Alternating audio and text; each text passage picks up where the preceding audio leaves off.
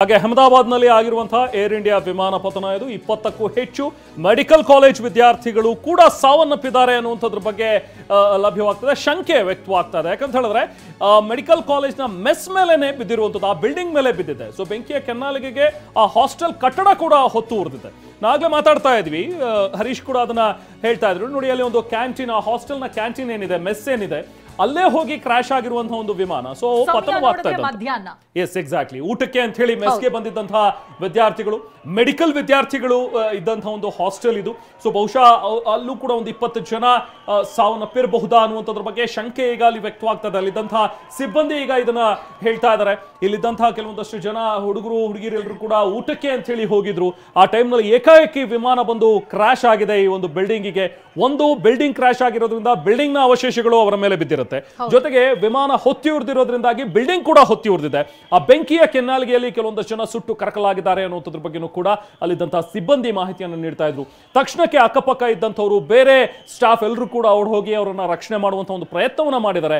But sudden ಆಗಿ ಹೋಗಿ ರಕ್ಷಣೆ ಮಾಡೋದಕ್ಕೂ ಕೂಡ ಕಷ್ಟ ಸಾಧ್ಯವಾಗುತ್ತೆ ಚೈತ್ರ.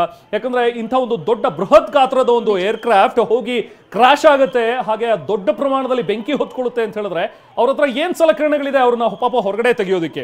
ಅಲ್ಲಿಗೆ ಆಂಬ್ಯುಲೆನ್ಸ್ ಬರಲೇಬೇಕು ಅಥವಾ ಫೈರ್ ಬ್ರಿಗೇಡ್ ಬರಲೇಬೇಕು, ಬೆಂಕಿಯನ್ನು ನಂದಿಸಬೇಕು, ನಂತರವೇ ಅಲ್ಲಿಂದ ಅವರನ್ನ ಎವ್ಯಾಕ್ಯುಯೇಟ್ ಮಾಡೋದಕ್ಕೆ ಸಾಧ್ಯ. ಸೊ ಹಾಗಾಗಿ ಒಂದಷ್ಟು ದೊಡ್ಡ ದುರಂತ ಇವತ್ತು ಸಂಭವಿಸಿದೆ ಅನ್ನುವಂಥದ್ರ ಬಗ್ಗೆ ಅಲ್ಲಿದ್ದ ಸ್ಥಳೀಯರು ಕೂಡ ಮಾಹಿತಿಯನ್ನ ಶೇರ್ ಮಾಡ್ಕೊಳ್ತಾ ಇದ್ರು. ನೋಡಿ, ಅಲ್ಲಿ ಕಟ್ಟಡದ ಅವಶೇಷಗಳು ಹೇಗಿವೆ, ಹೇಗೆ ಬೆರುಕು ಬಿಟ್ಟಿರುವಂತಹ ಗೋಡೆಗಳು, ಮುರಿದು ಬಿದ್ದಿರುವಂತಹ ಗೋಡೆಗಳು ಆರಂಭದಲ್ಲಿ ಇದೇ ದೃಶ್ಯಗಳನ್ನ ನೋಡಿ ಈ ನಿರ್ಮಾಣ ಹಂತದ ಕಟ್ಟಡನ ಅಂತ ಮಾತನಾಡ್ಕೊಳ್ತಾ ಇದ್ವಿ. ಯಾಕಂದ್ರೆ ಅಷ್ಟು ಮಟ್ಟಿಗೆ ಸುಟ್ಟು ಏನು ಇಲ್ಲ ಅನ್ನೋ ರೀತಿಯಾಗಿತ್ತು.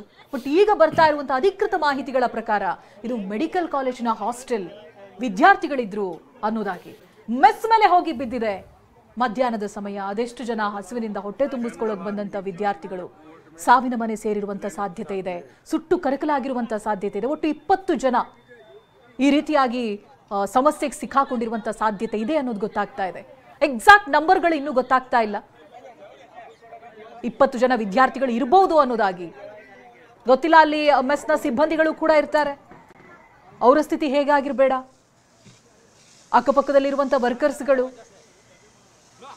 ನೋಡಿ, ಒಳಗಿನ ದೃಶ್ಯ, ಕ್ಯಾಂಟೀನ್ನ ಒಳಭಾಗದ ದೃಶ್ಯ. ವಿಮಾನ ಏನ್ ಬಂದು ಇಲ್ಲಿ ಕ್ರಾಶ್ ಆಗಿದೆ, ಗೋಡೆಗಳೆಲ್ಲ ಛಿದ್ರವಾಗಿ ಹೋಗಿದೆ ನೋಡಿ.